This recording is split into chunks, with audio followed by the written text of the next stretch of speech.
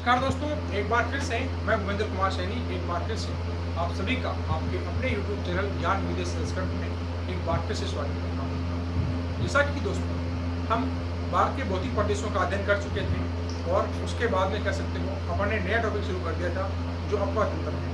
अपवाह तंत्र के 2 वीडियो पहले आ चुके हैं मेरे और ये तीसरा वीडियो रहेगा अपवाह तंत्र का, जिसके अंदर हम भारत के अंदर जितनी भी अपवाह प्रणाली है, जैसे कह सकते हो 2 भागों में हमने बांट कर इसको पढ़ा था।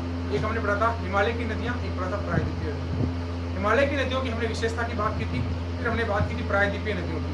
उसके बाद में मैंने हिमालय की 3 प्रमुख नदियाँ बताई थी आपको, इसके अंदर आपकी सिंधु नदी तंत्र है और गंगा नदी तंत्र है और ब्रह्मपुत्र नदी तंत्र है। इसके अंदर पिछले वीडियो के अंदर जो सिंधु नदी तंत्र था उसके बारे में अध्ययन कर चुके हैं। अब हम बात करेंगे जो आपका गंगा नदी तंत्र है उसकी शुरुआत करेंगे। तो आइए शुरू करते हैं गंगा नदी का तंत्र, ठीक है। आप हेडिंग डालेगा ऊपर वापस भाई।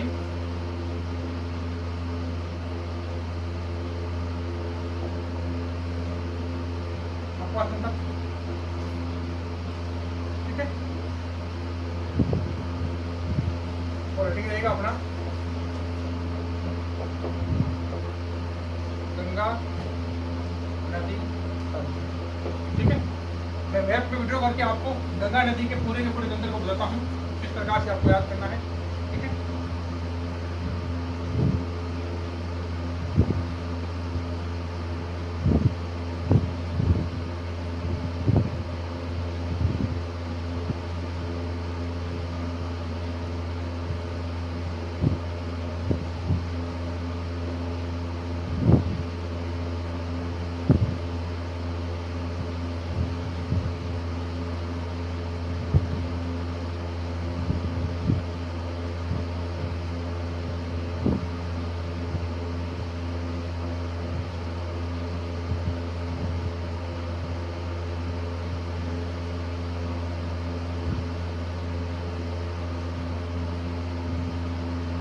सिर्फ गंगा नदी का भाग पढ़ेंगे, इसलिए मैं थोड़ा बना रहा हूँ, थोड़ा मैप बना रहा हूँ, ठीक है।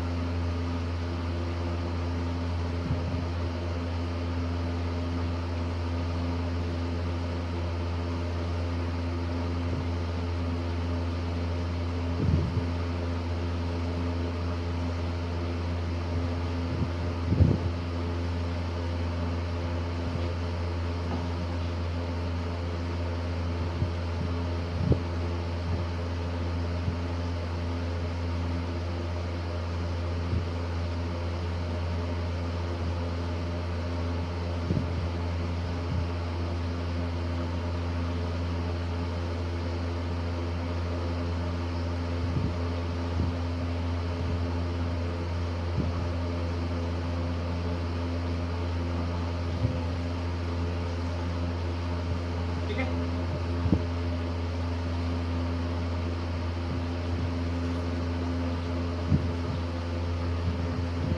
अब बात करते हैं पहले गंगा नदी का उद्गम है वो कहाँ से होता है, ठीक है।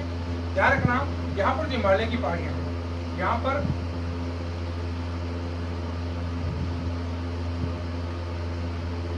दो हिमनद है बड़े बड़े। क्या है? 2 हिमनद। कौन कौन से? ध्यान रखना, एक तो गंगोत्री। कौन सा? गंगोत्री।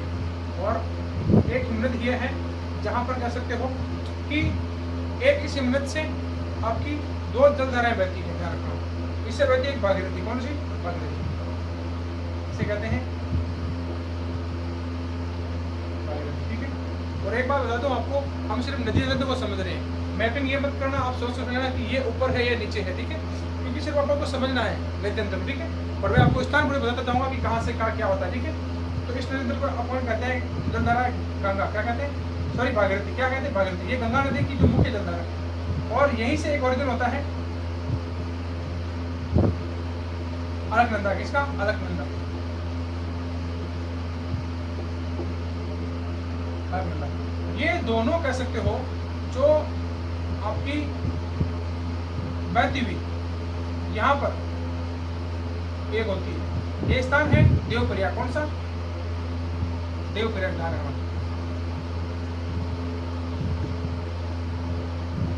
जो उत्तराखंड में है। कहाँ पर?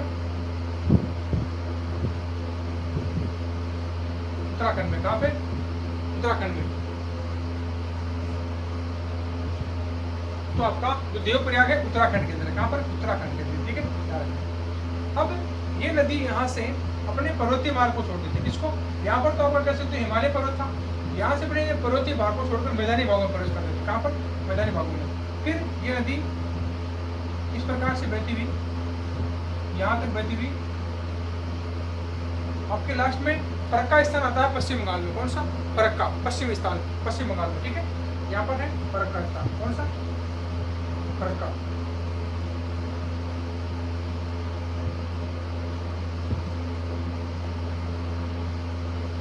उसके बाद यहाँ से आती है आपकी ब्रह्मपुत्र, उसका भी बात करेंगे अपन, ध्यान रखना। ब्रह्मपुत्र कौन सी? ब्रह्मपुत्र।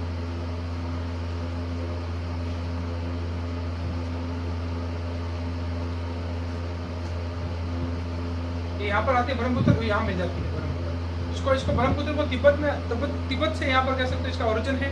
इसे इसके अंदर यहाँ पर सांगपो बोलते हैं। क्या बोलते हैं? सांगपो। और इसके अंदर एक दिहांग और एक कह सकते हो दूसरी नदी मिलकर यहाँ से प्रवेश करती है।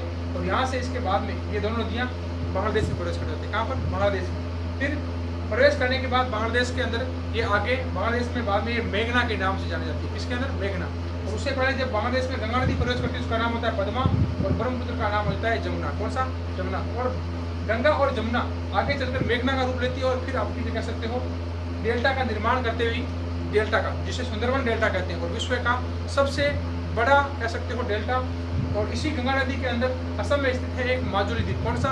माजुली द्वीप, जो विश्व का सबसे बड़ा द्वीप है, जो तटीय द्वीप है, ठीक है। उसकी बात करें। और सुंदरवन डेल्टा किस लिए जाना जाता है? यहाँ पर जो सुंदरी के वृक्ष हैं बहुत ज्यादा पाया जाता है, इसके कारण इसे सुंदरवन डेल्टा कहते हैं, ठीक है। तो थोड़ा अपना टॉपिक अलग हो गया, लेकिन इसकी बात कर लेते हैं, ठीक है। तो हमने बात की थी कि जो ये दो प्रकार की जो जलधाराएं थी, ये मिलकर किसका निर्माण करती है? ये भागीरथी देखना, भागीरथी और गंगा। लेकिन इनमें से मुख्य कौन है? मुख्य भागीरथी है। कौन सी? भागीरथी, ठीक है। ज्यादा जल ये लाती है। और देवप्रयाग स्थान पे कह सकते हो जो उत्तराखंड के अंदर है, वहां पर आप भी कह सकते हो कि ये नदी पूरी की पूरी कह सकते हो एक मुख्य जलधारा कह सकते हो बन जाती है, जिसके अंदर आप कह सकते हो पर्वतीय मार्ग को छोड़कर मैदानी भागों में प्रवेश करती है। अब इसके अंदर कुछ सहायक नदियां हैं। इसकी सहायक नदियां कौन कौन सी देखा जा रहा है, इसको बता रहा हूँ अभी तक, ठीक है। आप इसको ऐसे याद रख लेंगे। यहां से देखना एक मार्ग है, प्रमुख कह सकते हो हिमनद है, जिसे कहते हैं यमुनोत्री।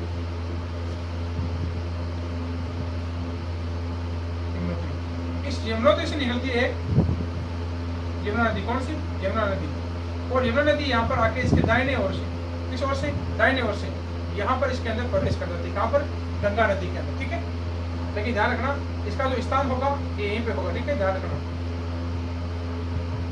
जो आप कह सकते हो आपके उत्तर प्रदेश से पहले हरियाणा है, वहाँ पर बहती हुई यहाँ इसके अंदर प्रवेश कर जाती है। और यमुना की भी कई सहायक नदियाँ जैसे हैं चंबल है, इसकी बेतवा है, ये भी इसकी नदियाँ हैं। और इस गंगा की कुछ सहायक नदियाँ हैं। गंगा की कौन कौन सी है? ध्यान रखना, गंगा की जो सहायक नदियाँ हैं जिसके अंदर आपकी शारदा है, गंडक है, कोसी है, कई प्रकार की नदियाँ आती है। और सोन नदी आती है। कौन सी आती है? सोन नदी, जो कि आपकी विंध्याचल की पहाड़ियों से और कुछ कह सकते हो अमरकंटक की पहाड़ियों से निकलते हैं। कहाँ से? अमरकंटक, जिसे मध्य उच्च भूमि कहते हैं। क्या कहते हैं? मध्य उच्च भूमि, यहाँ से ये निकलती है, ठीक है। तो अपन बात कर लेते हैं अब जो गंगा की मुख्य सहायक नदियाँ हैं उनकी बात कर लेते हैं, ठीक है। तो ये तो होगी अपनी यमुनोत्री। कौन सी? यमुनोत्री, जिसको यमुना कहा था। क्या कहा था? यमुना नदी।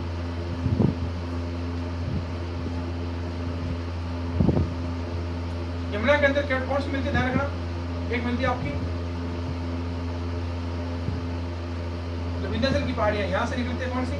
चंबल, ये चंबल मिलती है इसके अंदर, चंबल, ठीक है। मैं आपको पहले बता देता हूँ, ये मैप ध्यान रखना, कंफ्यूज मत हो जाना कि यहाँ पर कौन अलग राज्यों से निकल रही है। मैं सिर्फ आपको इसलिए बता रहा हूँ कि विंध्याचल की पहाड़ियां मध्य प्रदेश के अंदर, ध्यान रखना। कहाँ पर? मध्य प्रदेश के अंदर यहाँ से निकलती है। और उसके बाद में बेतवा। कौन सी? बेतवा, ये भी इसके अंदर मिलती है। फिर यहाँ से कह सकते हो विंध्याचल की पहाड़ियों के बाद में एक यहाँ अमरकंटक की पहाड़ी है, उससे निकलती है कौन सी? सोन नदी। कौन सी? सोन, जो बिहार में, जो बिहार के अंदर यहाँ से यहाँ कर लेती है, बिहार से ये सोन नदी,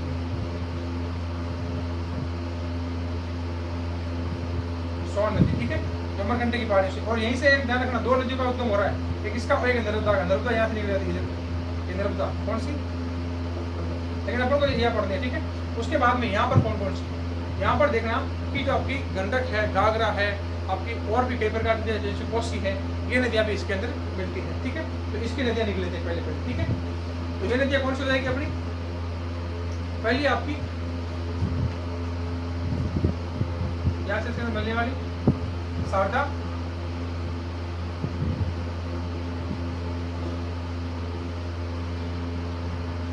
गंडक,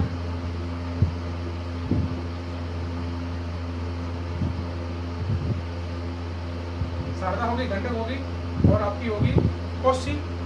कोसी से पहले एक नदी और मिलेगी, कौन सी ध्यान रखना, वो नदी आपकी कोसी से पहले है घाघरा। कौन सी? घाघरा। तो यहाँ ये वाली घाघरा कहलाएगी, घाघरा क्या कहलाएगी? घाघरा। और फिर अगले वाली गंडक, ये वाली गंडक। और यहाँ पर आपके कोसी, कौन सी? ये कहलाएगी कोसी। ये राज्यों का ध्यान रखना, अपने पास बोर्ड की कमी है, राज्य ध्यान मत कर लेना अलग से, ये इसके अंदर मिलेगी, ठीक है। एक नदी जो दाहिने ओर से मिलेगी ये वाली, और ये यमुनोत्री, यहाँ से जो यमुना नदी मिलेगी, ये यमुना। कौन सी? यमुना से निकल के यमुना मिलेगी, ठीक है। तो इस प्रकार से मिलती हुई आपके यहाँ पर कह सकते हो जल को गिरा देगी, किसको? जल को, ठीक है। तो गंडक, और ये प्रमुख रूप से कह सकते हो इसका जल भराव क्षेत्र है, किसका? यमुना नदी, जो आपकी गंगा नदी है। कौन सी? गंगा नदी, ठीक है। तो यहाँ से ये नदियाँ प्रवेश की थी, उसके बाद में ये नदियाँ यहाँ से प्रवेश करेंगी, ठीक है। और ये नदियाँ सारी की सारी, ये नदियाँ नेपाल हिमालय से निकलती है। कहाँ से निकलती है? नेपाल हिमालय से। नेपाल हिमालय की बात हमने की थी। आपके सुनते हो जो है घग्गर नदी, कौन सी? घग्गर, घाघरा एक घग्गर नाम आता है, घग्गर नदी। कौन सी? घग्गर और तीस्ता का जो मैदान था उसको हमने क्या कहा था? नेपाल हिमालय। कौन सा कहा था? नेपाल। घग्गर और तीस्ता का था, ठीक है। इसके अंदर यहाँ पे दी थी घग्गर, और यहाँ पे दी तीस्ता इस साइड, क्योंकि ये नेपाल के अंदर है। इनका जो ओरिजिन है वो नेपाल के अंदर है। कहाँ पर है? नेपाल के अंदर। और फिर ये यहाँ पर इसके अंदर मिलती है।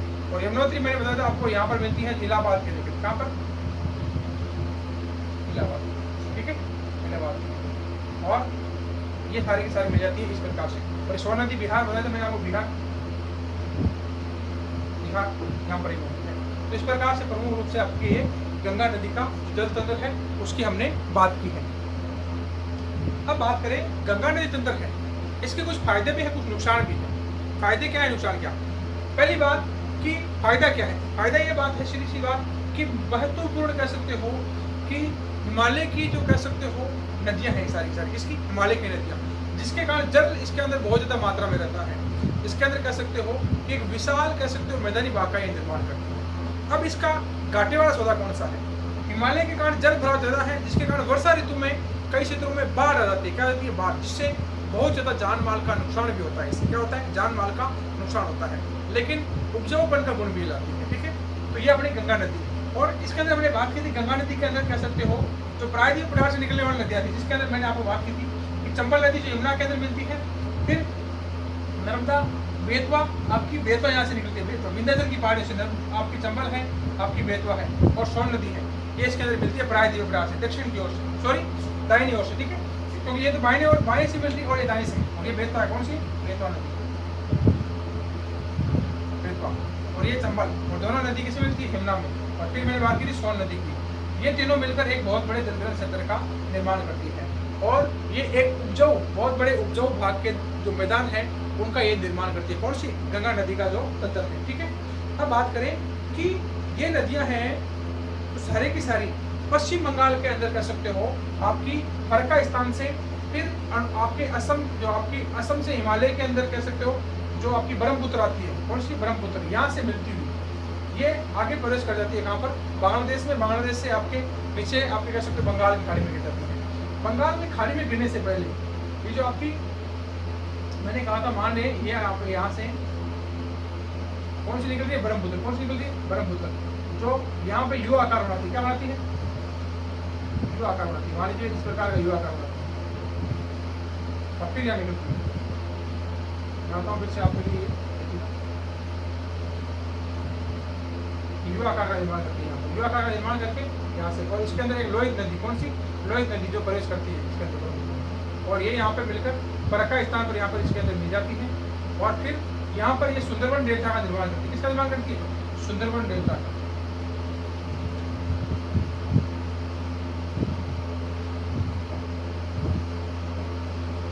सुंदरबन डेल्टा के अंदर सुंदरी के वृक्ष पाए जाते हैं। और उसके बाद में ये कह सकते हो, यहाँ पर कह सकते हो कि पश्चिम बंगाल में प्रवेश करने के बाद इसको जाना जाता है, गंगा को तो कहते हैं पद्मा, क्या कहते हैं पद्मा, और ब्रह्मपुत्र कहते हैं जमुना। और उसके बाद में ये यहाँ से निकलने के बाद पश्चिम बंगाल में कुछ दिन आपके गुजारने के बाद यहाँ पश्चिम बंगाल का एरिया है जहाँ पर इसको मेघना के नाम से जानते हैं। किस नाम से? मेघना। दोनों नदी का जो कह सकते हो सम्मिलित रूप से जो भाग है उसको मेघना के नाम से जानते हैं। मेघना के बाद में ये यहाँ पर कह सकते हो जहाँ पर इसका बंगाल का क्षेत्र खत्म होता है, फिर पश्चिम बंगाल का, बाद में ये आपके यहाँ बंगाल की खाड़ी,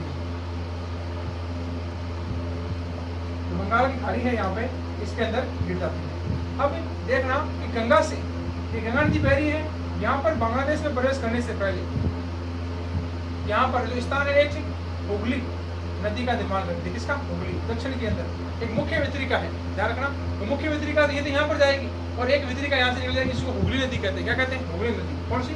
हुगली नदी। क्या बना रहा हूँ मैं, इसको कहते हैं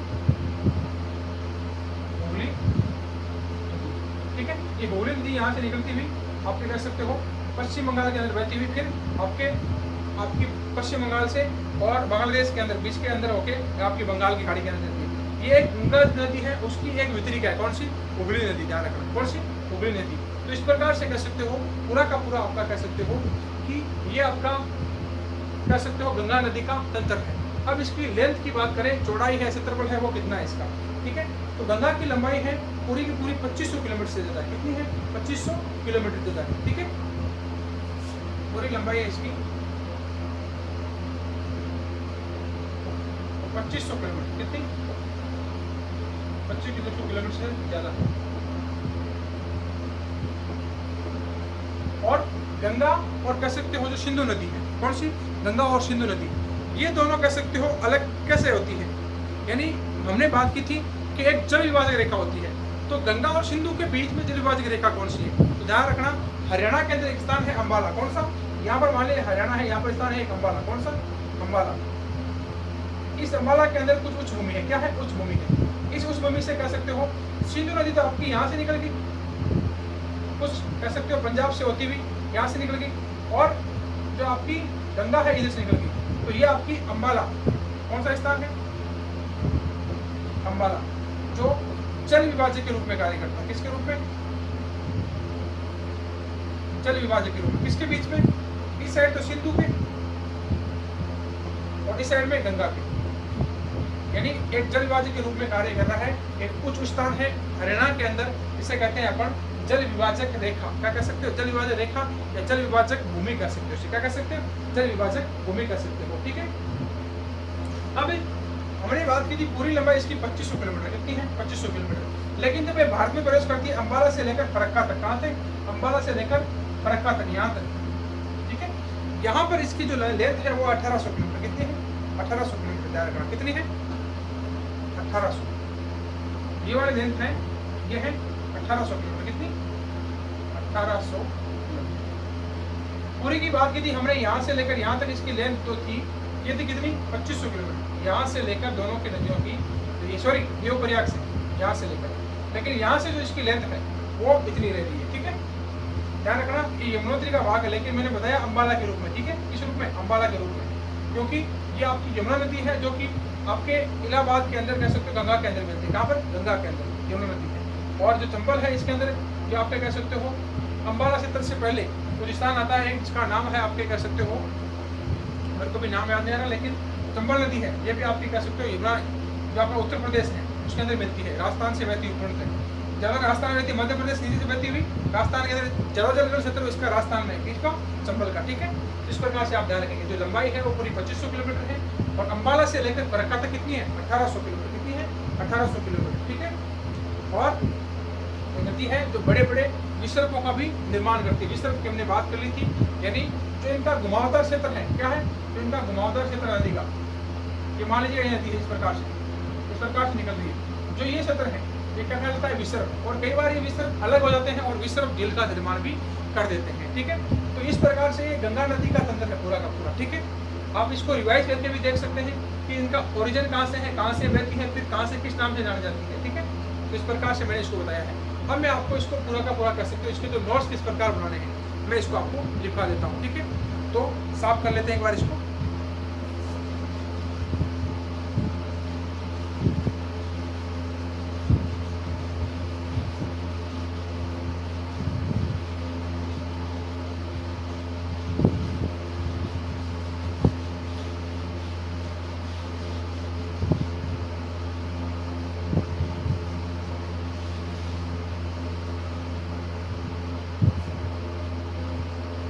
तो आइए शुरू करते हैं नोट्स पढ़ाना। तो पहले शुरू करते हैं गंगा नदी के बारे में, ठीक है। गंगा का ध्यान रखना, एक तो भागीरथी और एक अलकनंदा। भागीरथी का ध्यान रखना, ऐसे लिख लेना गंगोत्री,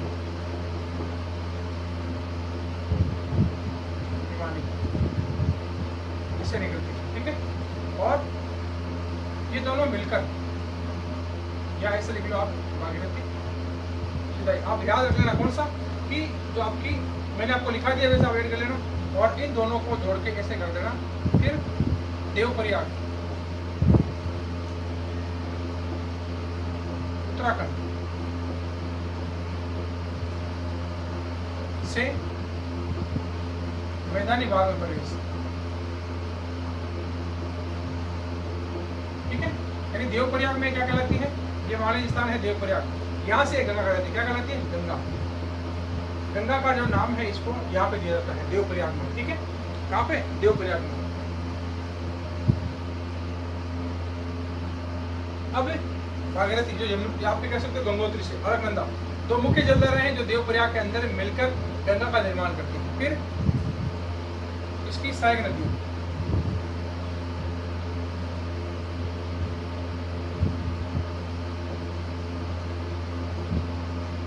सहायक नदियां कौन कौन सी है? एक तो इसकी यमुना, एक आपकी इसकी घाघरा, गंडक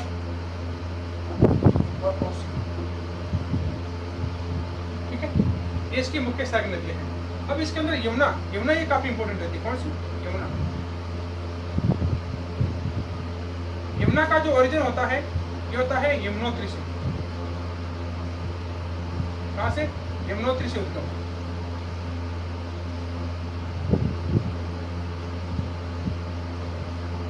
ठीक है। और इसका आप गंगा का उद्गम समझ गए, भागीरथी और अलकनंदा ये इसका उद्गम था, ठीक है।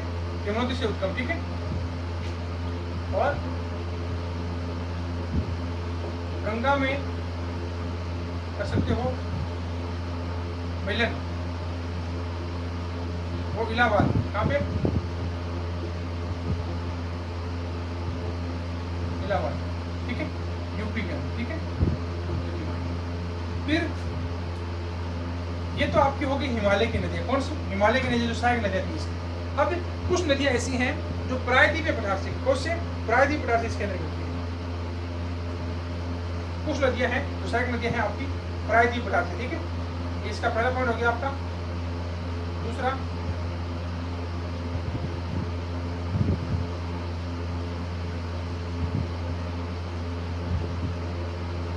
प्रायद्वीपीय पठार की सहायक नदियाँ,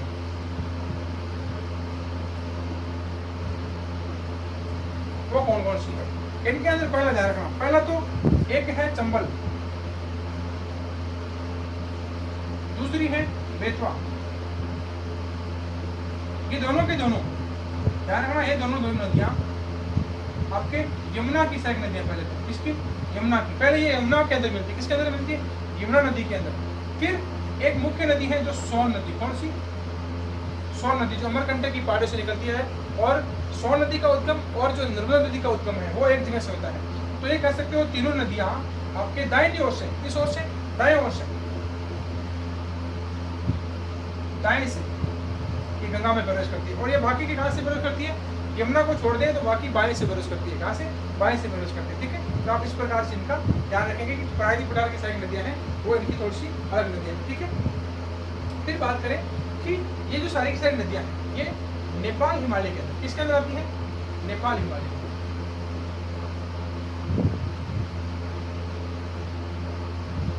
नेपाल हिमालय का भाग, ठीक है, क्योंकि जो इनका ओरिजिन स्थान है वो नेपाल के अंदर है। कहाँ पर है? नेपाल के अंदर से होती हुई बहकर ये भारत के अंदर प्रवेश करती है। ध्यान रखना, जो इनका ओरिजिन स्थान है वो नेपाल से है। किससे है? नेपाल से। ठीक है, अब बात करते हैं इनके प्लस पॉइंट की और माइनस पॉइंट की। क्या कह सकते हो कि इसका कुछ भी नाम लिखिए, या मान सकते हो महत्व कह सकते हो, महत्व या कह सकते हो तो महत्व किस रूप में है? तो उपजाऊ भूमि का निर्माण करती है, उपजाऊ मैदानी भाग का निर्माण।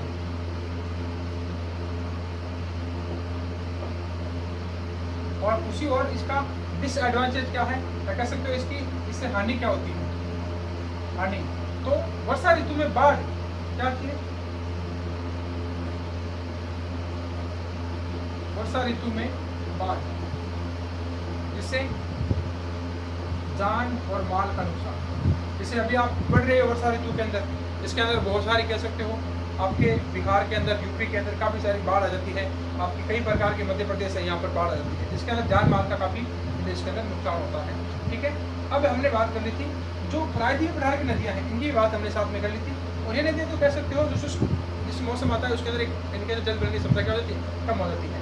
अब उसके बाद में ये भारत में प्रवेश कर रही है। भारत में प्रवेश करने के बाद पूरे भारत में बहने के बाद ये कह सकते हो फर्क का स्थान, मैं इसको मिला देता हूँ एक बार।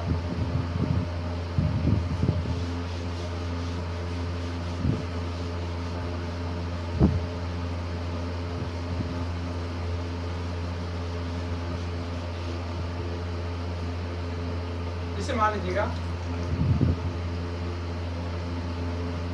ये स्थान है इसका फर्क का, कौन सा है? फर्क का जो पश्चिम बंगाल में, कहाँ पे? पश्चिम बंगाल में। यहाँ से निकलने से पहले इसकी एक जलधारा निकल जाती है, उसको हम कहते हैं हुगली नदी। कौन सी? ठीक है, तो इसको आप इस प्रकार लिखेंगे, या तो आप इस प्रकार लिख से नोट डाउन कर सकते हैं। इसका नाम लिख सकते हैं, ये गंगा है। कौन सी है? गंगा। तो लिखना ही नहीं पड़े, आपको याद रहेगा कि फरक्का पश्चिम बंगाल में प्रवेश करने से, पश्चिम बंगाल से प्रवेश करने से पहले एक हुगली नदी का निर्माण कर दी, जो कि आपके पश्चिम बंगाल से बहती हुई आपकी बंगाल की खाड़ी के अंदर गिर जाती है। ठीक है, इस प्रकार। फिर आपको ध्यान रखना है कि जो गंगा है वो पश्चिम गंगा, पश्चिम बंगाल, फरक्का,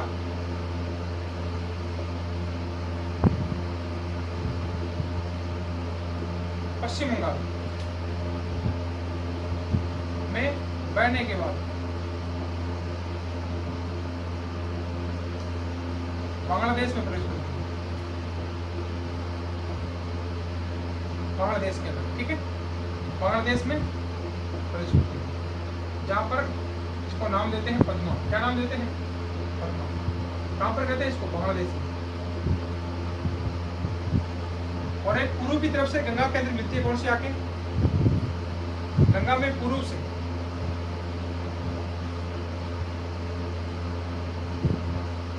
ब्रह्मपुत्र नदी। कौन सी?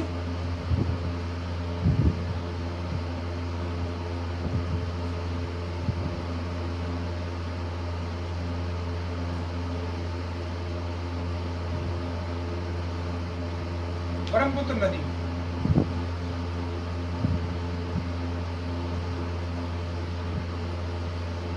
ब्रह्मपुत्र नदी भारत में कहाँ बहती है? असम में। ठीक है, बहती हुई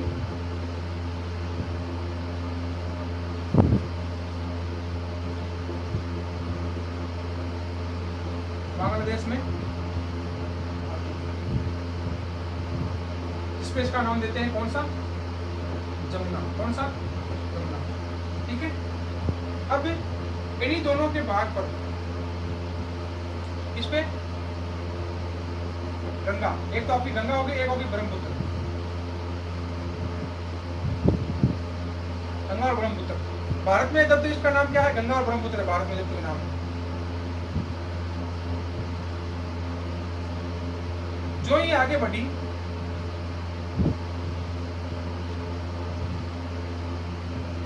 तो इनका नाम क्या हो गया?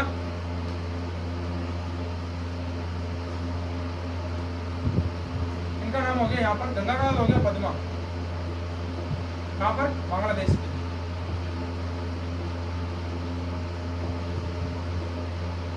और ब्रह्मपुत्र का हो गया कौन सा, जमुना।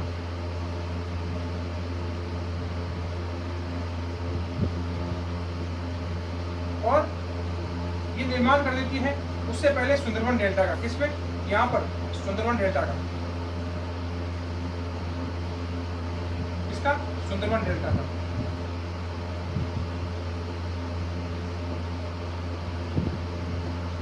जो नदी डेल्टा विश्व का सबसे बड़ा डेल्टा है।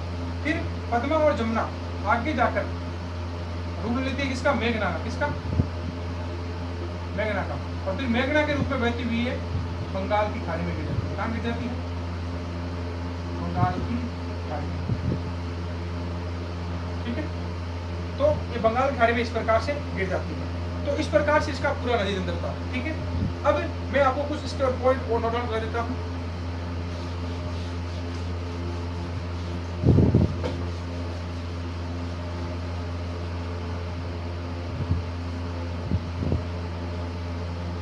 इसका पूरा जो अपवा तंत्र है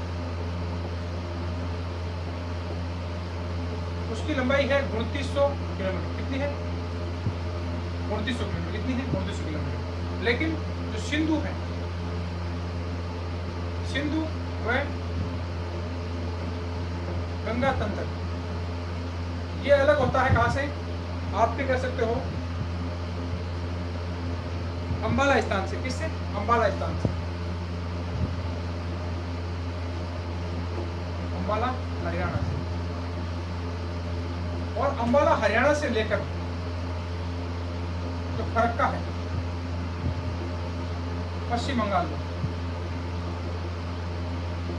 यहां तक जो इनकी लेंथ है, यहां तक इनकी जो लेंथ है वो रह जाती है फिर 1800 किलोमीटर। कितनी, 1800 किलोमीटर। ठीक है, ध्यान रखना कि जो पूरा जलग्रहण क्षेत्र है वो तो 2900 किलोमीटर लंबा है। और जो कह सकते हो भारत के अंदर कह सकते हो मुख्य रूप से अंबाला और कह सकते हो फरक्का जो पश्चिम बंगाल के अंदर है, वहां तक इनका रहता है 1800 किलोमीटर। कितना रहता है, 1800 किलोमीटर। ठीक है, और बाद में इसका डेल्टा हो जाता है, एकदम कह सकते हो ढाल कम होने के कारण डेल्टा का निर्माण कर लेती है। और प्रति वर्ग किलोमीटर के अंदर कह सकते हो 1 मीटर इसके अंदर कह सकते हो प्रति 6 किलोमीटर के अंदर, इसका प्रति 6 किलोमीटर के अंदर कह सकते हो 1 मीटर के इसके अंदर ढाल आता है। कितना, 1 मीटर का ढाल आता है प्रति 6 किलोमीटर के अंदर। कितना, प्रति 6 किलोमीटर में 1 मीटर अपनी ढाल को क्या कर देती है, कम कर देती है। ठीक है,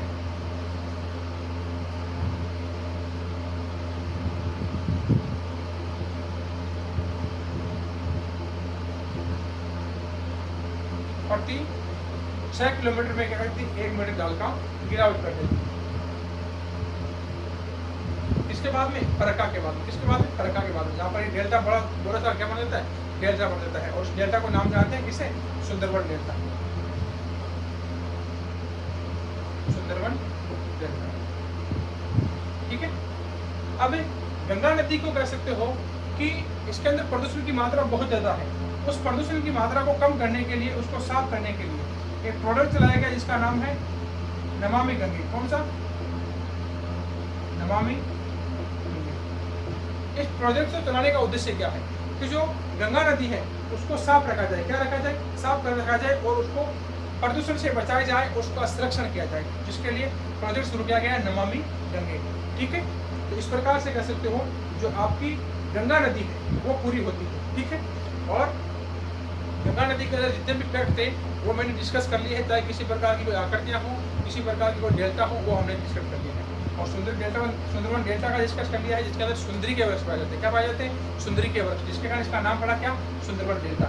और यहीं पर पश्चिम बंगाल के अंदर कह सकते हो जो रॉयल टाइगर है, बंगाल टाइगर, वो भी यहाँ पर पाए जाते हैं। ठीक है, तो दोस्तों आपको ये वीडियो अच्छा लगे तो वीडियो को ज़्यादा से ज़्यादा आप शेयर करें, ज़्यादा से ज़्यादा चैनल को सब्सक्राइब करें, और किसी प्रकार की क्वेरी हो तो कमेंट बॉक्स में आप आपसे लिखें। धन्यवाद दोस्तों।